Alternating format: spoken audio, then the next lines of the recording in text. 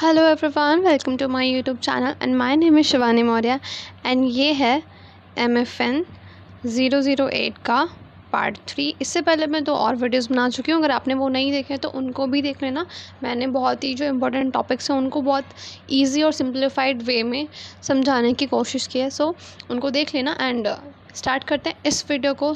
इस वीडियो में जो टॉपिक है वो है प्रिजर्वेशन मेथड्स या मेथड्स ऑफ फूड प्रिजर्वेशन। ठीक है। ये क्वेश्चन बहुत बार आता है, कभी कभार आता है कि explain all the 10 methods of preservation, या फिर कुछ स्पेसिफिक मेथड्स का नेम लिख देगा और उसको एक्सप्लेन करने के लिए आएगा क्वेश्चन। तो बहुत ही ज़रूरी है, इसको तो अच्छे से पढ़ लेना। मैं इसमें 10 मेथड्स एक्सप्लेन करूँगी, आप कम से कम एटलीस्ट 5 तो याद कर ही लेना। और सबको अगर एक बार सुनोगे भी ना मेरे वीडियो से, तो मैंने इतना ईजी और सिंप्लीफाइड वे में समझाया कि आपको समझ आ जाएगा कि टॉपिक में है क्या, तो उसको अच्छे से बना के लिख देना। ठीक है। स्टार्ट करते हैं प्रिजर्वेशन मेथड्स। फूड का प्रिजर्वेशन क्यों करना है हमें? वी ऑल नो कि फूड हमारे सर्वाइवल के लिए इंपॉर्टेंट है, लेकिन जो फूड होता है it remains edible for only a brief या शॉर्ट पीरियड ऑफ टाइम। कुछ टाइम तक ही वो सही रहता है, और अगर उसका प्रिजर्वेशन ना करें तो वो थोड़े टाइम बाद ख़राब हो जाता है, अनएडिबल हो जाता है। तो फिर इससे फूड वेस्टेज होता है या फूड स्पॉयलेज होता है। ठीक है। पहले के ज़माने में क्या ओल्ड प्रिजर्वेशन मेथड्स थे? Drawing, pickling, salting, smoking, Canning, freezing. ये कुछ बहुत ही एंशिएंट मेथड्स हैं जो पहले यूज़ किए जाते थे, बट नाउ अब न्यू टेक्निक्स और मॉडर्न एरा में और भी डिफरेंट मेथड्स यूज़ किए जाते हैं फूड प्रिजर्वेशन के लिए। तो हम उनको एक एक करके समझेंगे। स्टार्ट करते हैं हमारे फर्स्ट मेथड से, दैट इज़ एसेप्सिस। ठीक है। सेप्सिस वर्ड या फिर सेप्टा का मतलब क्या होता है ना, इसमें एक वर्ड छुपा हुआ है सेप, जिससे बनता है सेप्टा। सेप्टा का मतलब होता है कोई वॉल या कोई लेयर। ठीक है। तो जैसे फ्रूट्स होते हैं, वेजिटेबल्स होते हैं, या कोई भी फूड प्रोडक्ट होते हैं, तो उसके ऊपर उसकी एक आउटर स्किन होती है, लेयर होती है, जो उसके अंदर का जो फूड मटेरियल है, न्यूट्रिशनल जो प्रोडक्ट है, उसको प्रोटेक्ट करता है, प्रिवेंट करता है। किससे प्रोटेक्ट करता है? जो भी माइक्रो ऑर्गेनिज्म होते हैं, बैक्टीरियाज होते हैं, ठीक है, उससे प्रोटेक्ट करता है। तो अगर हम फूड को या तो फील्ड यानी कि खेतों से निकाल दें, या उसकी जो अपर लेयर है उसको रिमूव कर दें, तो क्या होता है कि जो फूड है इट स्टार्ट्स टू डिटोरिएट, वो ख़राब होने लगता है। जैसे कि बनाना है, कोकोनट है, बहुत सारी वेजिटेबल्स हैं जिनको अगर आप फील्ड से तोड़ोगे तो फील्ड से तोड़ने के सिर्फ 2-3 दिन तक ही वो फ्रेश होती हैं, उसके बाद वो ख़राब हो जाती हैं। Then cells of nuts and grains, ये सब ऐसी चीज़ें हैं जो आप फील्ड से निकाल दिया, या फिर इनकी जो अपर लेयर अगर आपने उसको रिमूव कर दिया तो ये तुरंत ख़राब हो जाते हैं। तो करते क्या है इसमें, एसेप्सिस मेथड में, it to deal with the prevention of microbial contamination. कोई माइक्रोब उस फूड प्रोडक्ट को कंटामिनेट ना करे, उसका प्रिवेंशन करते हैं। कैसे करेंगे? बाय कीपिंग आउट माइक्रोब्स या by keeping out micro organism. तो करते क्या है इसमें, फूड की पैकेजिंग करते हैं, पैकेजिंग ऑफ फूड, जिससे कि ये एसेप्सिस प्रोसेस किया जाता है, और जो फूड है उसमें माइक्रोबियल ग्रोथ होने से रोकते हैं। एंड जब माइक्रोबियल ग्रोथ नहीं होगी तो प्रिजर्वेशन ऑफ फूड हो जाएगा। ठीक है। देन सेकंड मेथड देखते हैं, इट इज़ ड्राइंग। ठीक है। आपने सन ड्राइंग के बारे में तो सुना होगा कि इसको धूप में सुखा दो तो इसके बैक्टीरियाज किल हो जाएंगे। एंड ये मेथड तो सिर्फ फूड के लिए ही नहीं, बहुत सारी चीज़ों पर अप्लाई होता है कि अगर आप किसी चीज़ को सन ड्राई करते हो, क्योंकि सन में बहुत सारी रेज़ होती है, वी नो, यूवी रेज़ होती हैं, अल्फ़ा गामा, बहुत सारी रेज़ होती हैं। तो वो जो रेज़ हैं उनको प्रिवेंट करने में, और वो जो रेज़ हैं वो किल कर देती है एक्चुअली बैक्टीरियाज को, तो वहाँ पे इसका यूज़ होता है। It is one of the oldest and simplest way of preservation. इसमें क्या होता है, रिमूवल ऑफ वाटर। अगर आप किसी चीज़ को धूप में रखते हो तो वो सूख जाती है। ठीक है। यानी कि उसमें क्या हुआ, रिमूवल ऑफ वाटर, जो उसका मॉइस्चर लेवल था उसका वो कम हो गया। अब किसी भी चीज़ में अगर मॉइस्चर नहीं होगा, नमी नहीं होगी, तो वहाँ पर बैक्टीरियल ग्रोथ नहीं होगी या बहुत कम होगी। ठीक है। तो ये ड्राइंग मेथड कैसे करते हैं, सनरे से या फिर मॉडर्न आर्टिफिशियल मेथड्स का इस्तेमाल करते हैं। एंड सबसे पहले किसे ड्राई किया था, लाइक जब ये टेक्निक सबसे पहले आई होगी तो किस फूड ग्रेन पे, किस फूड प्रोडक्ट पे इसको यूज़ किया? तो ग्रेन्स और नट्स जो थे उन पे फर्स्ट टाइम इसको यूज़ किया गया था। They both are dried under the sun and air, and उससे प्रिजर्वेशन किया। ठीक है। सन ड्राइंग थोड़ा स्लो प्रोसेस है, एंड इसके लिमिटेशन क्या है कि इसमें कंटामिनेशन का रिस्क होता है। कोई भी जो माइक्रोब है वो कंटामिनेट कर सकता है फूड को, या फिर जिससे कि फूड का स्पॉयलेज हो जाएगा। कौन कौन से फूड प्रोडक्ट हैं जिन पे सन ड्राइंग यूज़ की जाती है? ग्रेप्स, जिससे रीजन्स बनाए जाते हैं, then figs, dates, apricots, raw mangoes, जिससे आमचूर पाउडर बनाया जाता है, ठीक है। एंड इसके अलावा कौन सी वेजिटेबल्स हैं? That are beans, peas, cauliflower, lady finger, garlic, onion, chilli, turmeric, और जितनी भी कॉमन वेजिटेबल्स होती है सबको सन ड्राई करके उनके माइक्रोबियल जो उनका मॉइस्चर होता है उसको रिमूव कर दे सकते हैं एंड उन्हें प्रिजर्व किया जा सकता है। देन थर्ड प्रोसेस है सॉल्टिंग। सॉल्टिंग नाम से समझ आ रहा होगा, कहीं ना कहीं सॉल्ट को ऐड करेंगे, तो it is one of the ancient preservation method. इसमें क्या किया जाता है कि जो फूड है उसको किसी स्ट्रॉन्ग सॉल्ट सॉल्यूशन के साथ मिक्स करते हैं जिससे कि माइक्रोबियल ग्रोथ ना हो, एंड ये स्पेशली मीट्स में यूज़ किया जाता है अक्सर। अब जब फूड में सॉल्ट को मिक्स करते हैं तो माइक्रोबियल ग्रोथ नहीं होती, एंजाइम की एक्शन डाउन कम हो जाती है, एंड जिससे क्या होता है फूड प्रिजर्व हो जाता है, ठीक है। देन सॉल्ट का इफ़ेक्ट क्या होता है खाने पे? तो सॉल्ट से क्या होता है कि जब कोई बैक्टीरिया उसके पास आता है तो ऑस्मोटिक प्रेशर बढ़ जाता है उसके अराउंड, और प्लाज्मोलाइसिस हो जाता है, जो बैक्टीरियल सेल है वो श्रिंक हो जाता है, सिकुड़ जाते हैं। Then second, dehydration of food, food का डिहाइड्रेशन हो जाता है। फूड का डिहाइड्रेशन होगा तो माइक्रोब का डिहाइड्रेशन होगा और वो सही से ग्रो नहीं कर पाएगा। देन लास्ट इज कि जब हम सॉल्ट ऐड कर रहे हैं तो आयोनाइजेशन हो जाता है क्लोराइड आयन का, ठीक है। एंड ये जो क्लोराइड आयन है ये हार्मफुल होता है माइक्रोब्स के लिए, दैट इज़ वाई माइक्रोब का ग्रोथ नहीं हो पाएगा। कहाँ कहाँ इसको यूज़ करते हैं? टैमरिंड में, इमली में, रॉ मैंगो, आंवला, फ़िश, मीट्स। तो अक्सर जो सिट्रस फूड प्रोडक्ट्स हैं उसमें, यानी तो फ़िश एंड मीट्स में वाइडली इसको यूज़ किया जाता है। The next method is sugaring. Sugaring, एक सेकेंड।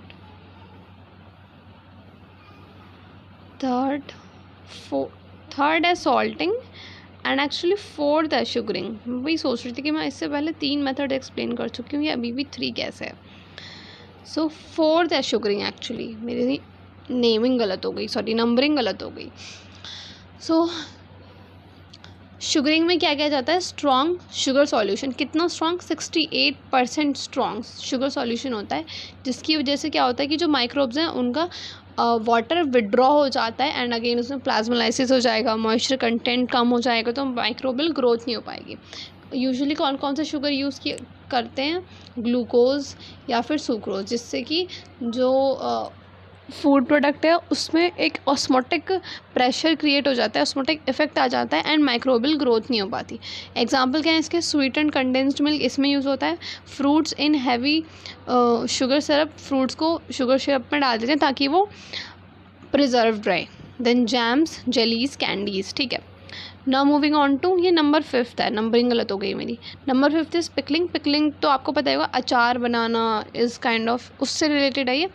मीट्स, फ्रूट्स और वेजिटेबल्स के प्रिजर्वेशन के लिए यूज़ होता है। अभी तो इसको पिकल्स बनाने में यूज़ किया जाता है।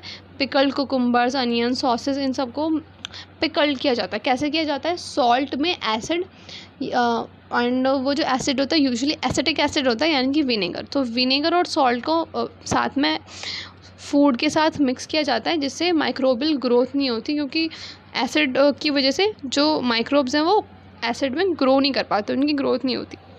एग्जाम्पल्स कहाँ पे यूज़ होता है? ये रॉ मैंगोज़, लाइम्स, आंवला, टर्मरिक, ग्रीन चिलीज़, ठीक है। और जितने भी टाइप के अचार्स होते हैं उन सभी में यूज़ होता है ये। Next is fermentation.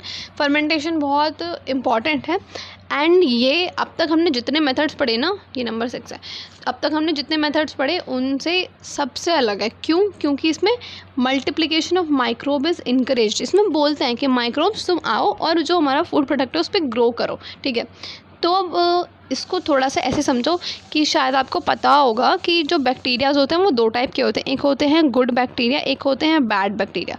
तो इसमें जो गुड बैक्टीरिया होता है उसको बोला जाता है, उसको मल्टीप्लाई कराया जाता है, उसके लिए कंडीशन प्रोवाइड कराई जाती है। सो फर्मेंटेशन में एनारोबिक कंडीशन प्रोवाइड कराई जाती हैं। एनारोबिक यानी कि जहाँ पर एयर नहीं है, ऑक्सीजन की कमी है, वहाँ पर रेस्पिरेशन होगा, जिससे कि लैक्टिक एसिड प्रोड्यूस होगा या फिर अल्कोहल, कोई एसिड प्रोड्यूस होगा, and it inhibits the growth of pathogen. तो गुड बैक्टीरिया इतना ज़्यादा प्रोड्यूस हुआ और उसने एसिड का प्रोडक्शन किया जिससे कि बैड बैक्टीरिया यानी कि जो पैथोजेंस है वो नहीं ग्रो हो पाएंगे। एग्जाम्पल जिसके yoghurt, cheese, beer, wine and other alcoholic beverages. ठीक है, now number 7, cheese making. So क्या करते हैं कि ये मिल्क को प्रिजर्व करने का मेथड है। इसमें बैक्टीरिया, एंजाइम्स और जो नेचुरली फॉर्मिंग एसिड्स होते हैं उनका यूज़ करते हैं जिससे कि मिल्क को सॉलिडिफाई कर दें और जो मिल्क के फैट्स और प्रोटीन्स हैं उनको प्रिजर्व किया जा सके। ठीक है, एंड ये जो चीज़ होती है इसको महीनों तक या सालों तक भी स्टोर करके रखा जा सकता है। Number 8 is smoking. इसमें क्या करते हैं, food is exposed to smokes by burning some special kind of woods. कुछ स्पेशल पेड़ की लकड़ियों को बर्न करते हैं जिससे कि धुआं होता है एंड उस धुएँ को जब खाने से एक्सपोज करते हैं तो प्रिजर्वेशन होता है। इसके 2 पर्पज़ होते हैं, एक तो फ्लेवर आता है एंड प्रिजर्वेशन। फ्लेवर कैसे आता है, अगर आपने कभी कुकिंग करते वक्त ना वो दालचीनी होता है ना, दालचीनी को अगर आप कुकिंग करते वक्त उसको बर्न करके उसका स्मोक फूड में ऐड करो ना तो वो काफ़ी अच्छा फ्लेवर आता है। ठीक है, एंड प्रिजर्वेशन भी होता है। So smoke beef, ham, bacon इन सब में यूज़ होता है and it is also use to preserve meat and fish.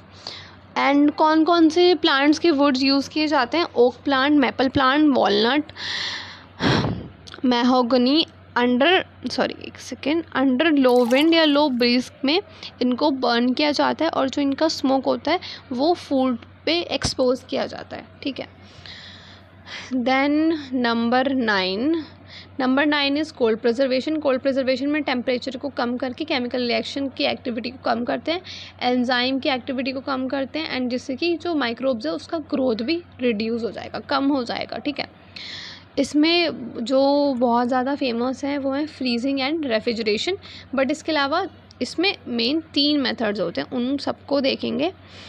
So cellular storage temperature, जिसमें कि टेम्परेचर 15 डिग्री के आसपास होता है। Root crops, potatoes, onions and apples को प्रिजर्व करने के लिए ये वाला मेथड यूज़ किया जाता है। देन सेकेंड इज रेफ्रिजरेशन में 0 degree to 5 degree celsius temperature होता है। Meats, poultry, egg, fish, fresh milk, fruits, vegetables इन सब को प्रिजर्व किया जाता है एंड इस रेफ्रिजरेशन के मेथड से 2 से 7 दिन तक हम फूड प्रोडक्ट को प्रिजर्व कर सकते हैं। ठीक है, देन नंबर सी, ये कोल्ड प्रिजर्वेशन का ही पार्ट है। Number C is freezing. -18 से -40 डिग्री टेम्परेचर पर फूड को रखा जाता है, यानी कि इतना कम टेम्परेचर। जब टेम्परेचर कम होता है ना तो बैक्टीरिया की ग्रोथ भी कम होती है। ठीक है, कौन से फूड प्रोडक्ट्स में इसको यूज़ करते हैं, आइसक्रीम्स, पीज़, वेजिटेबल्स एंड जो जूस के कंसनट्रेट्स होते हैं उसको प्रिजर्व करने के लिए यूज़ करते हैं। Then number 9 is heat preservation. Heat preservation कैसे करते हैं, हीटिंग से माइक्रोब्स जो होते हैं, जो माइक्रो ऑर्गेनिज्म में पैथोजन है, उनको किल किया जाएगा। एंड इसके एग्जाम्पल है, जितना भी कुक्ड फूड होता है ना उसमें यही होता है कि इतना ज़्यादा हाई टेम्परेचर होता है कि जो माइक्रोब है वो किल हो जाता है एंड फूड थोड़े टाइम के लिए प्रिजर्व हो जाता है। देन पैस्चराइजेशन एक टेक्निक है जो लुइस पैस्चर नाम के साइंटिस्ट ने डिस्कवर की थी।